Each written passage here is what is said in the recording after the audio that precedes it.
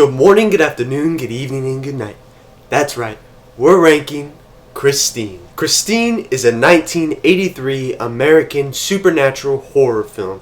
It is an adaptation of the book Christine, written by Stephen King.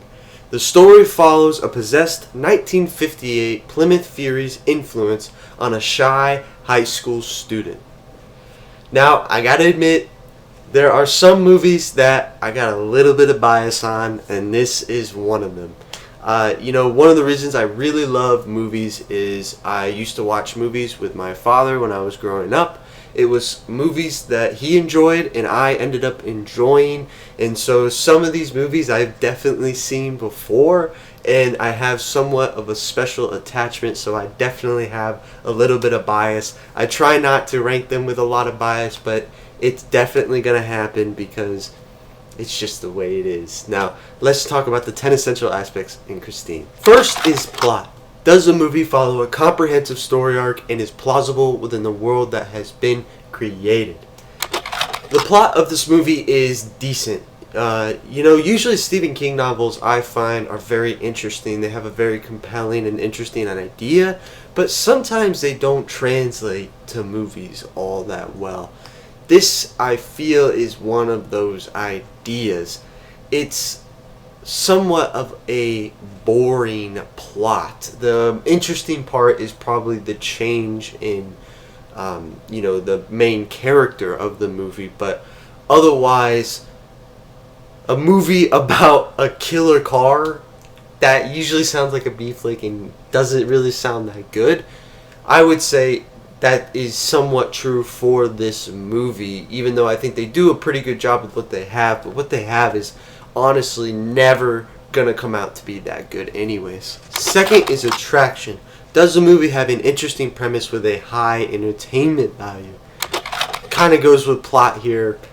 Yes and no. I'm kind of a car guy, so somewhat of the idea of cars appeals to me, and I do like some of the cars in this movie. That helps. If you don't care about cars, then honestly the attraction in this movie isn't that good. Like I said, you hear a movie about a killer car and you honestly just kind of roll your eyes. Third is theme. What message or truth is a movie trying to convey?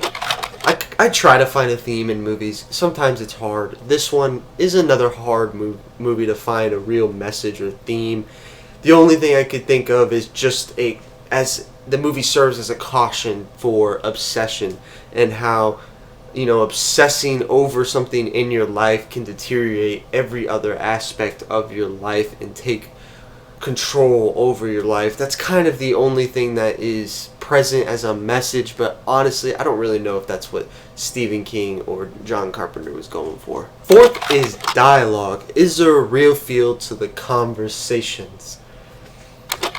Dialogue is one of those things that's hard to honestly notice when it's really good. It's just really easy to notice when it's bad. And this movie, it's not bad. It's just fine. The conversations feel natural. I don't think there was anything said that just didn't really make sense and came out of nowhere. It did its job. It was okay. Fifth is acting. Are the characters convincing? I would say watching this movie again with more of a critical eye, Keith Gordon, who plays Arnie, I actually feel like he did a good job. For somebody that ultimately really wasn't wanting to be an actor and wanting to be a writer, I felt he did a good job of portraying this person that was, changing throughout the movie and was just weird and a little awkward and creepy at times. I thought he did a good job of portraying that character, even if he wasn't wanting to be an actor. I thought he had some potential to be a good actor. Now, Robert Prosky, who is like the junkyard guy, I don't know, I just love him. I think he fits this role so well. He's probably my favorite character in the entire film, outside of like the car maybe, but he's just funny. He does a really good job. Every time he's on screen, it's like I'm just kind of looking forward to what he has to say, and he's probably the only one that got me laughing at all in this movie somewhat. William Ostrander, who plays the bad guy in this movie, this is the only one that he just did not do a good job at all. I mean, other actors and actresses honestly were not great. They were just okay. But this guy, he just did not do good. Every scene he was in was just like a little over the top, and the lines just did not feel real. It's kind of the acting you would expect out of like a low budget film. 6 is cinematography. Is there a creative use of lighting, setting, and wardrobe to convey emotion? Now, it is labeled as a horror film, but there is nothing about this that is scary. And honestly, I don't think anything about it was scary in the 1980s. The idea doesn't work well to being scary. And honestly, all the deaths in this movie are just not good. They don't look good. They weren't good situationally. They didn't really make sense in a lot of ways. So that is kind of a bummer for this movie because it's supposed to be kind of scary, but there's just not a part of it that's scary. But cinematically, what kind of takes away from the fact that it was not very good at being scary is when the car was present, it was very interesting, and I enjoyed the scenes where the car was kind of the main character and being, alive. I will say for the time, for the year, the scenes in which the car repairs itself look amazing. They did a really good job, and it's all practical effects. There's no CGI, and that lends well to really good scenes that will just look good forever when they're done really well. And even now, over 3 decades later, 4 decades later, it looks great. It looks really good, and it's one of my favorite parts of the film is watching the car repair itself. It's always a really, really cool scene. I always look forward to it, and I just thought that was a really clever part of the movie. 7th is editing, and this is all about the pace of the movie. The movie is 1 hour and 50 minutes long, and it is just way too long. Horror movies should never be over 1 hour and 30 minutes, honestly. They're never good enough to be worth almost 2 hours of my time, and this movie is no different. It just drags on for too long. There's sections of this movie that don't need to exist at all. They definitely could have shortened things up, gotten to a conclusion faster than they really did. I don't know why they choose to really drag it on, especially with something like a horror film. It would have been better at like 1 hour 20 minutes, 1 hour 30 minutes. 8th is soundtrack. Now the soundtrack to this movie isn't anything special, but the way it was used is interesting. Now the car obviously can't talk, but the way it does talk throughout the movie is using old 50s and 60s rock songs. And I thought that was really cool. I thought it was clever, and I thought it was the songs that were used to portray what the car was feeling or saying were really easy to interpret and made a cool connection between the audience and the car and understanding that this car is alive. I thought the way they used the soundtrack for this movie was clever, and it was just done really well. 9th is directing. Now I feel the director is in charge of the previous 8 aspects. They're the ones that have to put it all together, give it a stamp of approval, make a really good movie. Now, the director of this movie was John Carpenter, and this was his 7th movie. The previous 6 films that he had directed were Dark Star, Assault on Precinct 13, Halloween, The Fog, Escape from New York, The Thing, and finally Christine. Now, I haven't seen any of those movies other than The Thing, and I haven't even seen the original by John Carpenter. I've seen the redone version, and based on Christine, I feel John Carpenter is a good horror director. Obviously, he had Halloween, he had The Thing. I think he knows horror somewhat well. I just feel this plot didn't lend to it really that well. The story isn't good enough to be a horror film, but with the decisions like the practical effects on how the car is going to be presented and how it's going to repair itself and how he's going to make this car seem alive. I thought he did a really good job with those things. I think he is a good director, but he has a couple shortcomings, and this movie doesn't exactly help him in some of those aspects. 10th is time. Will it stand the test of time?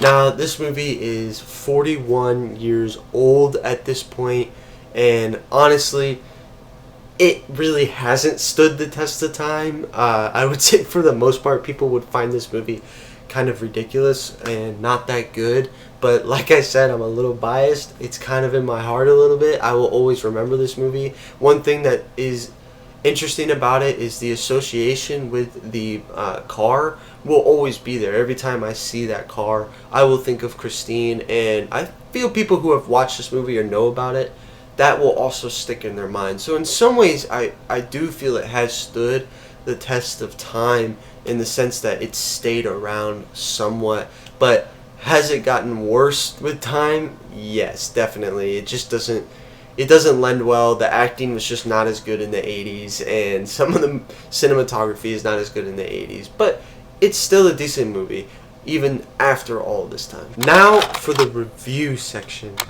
Rotten Tomatoes critics gives it a 72.